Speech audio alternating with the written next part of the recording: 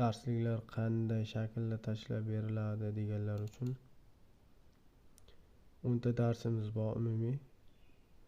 Birinchisi bookmap o'rnatish, nastroyka qilish, likvidlik, iceberglar, algoritmlar, robotlar haqida, sweep indikator, VWAP, SVD delta, TTV finder, SVD volume, bular indikatorlar, bookmapni ichidagi indikatorlar hisoblanadi.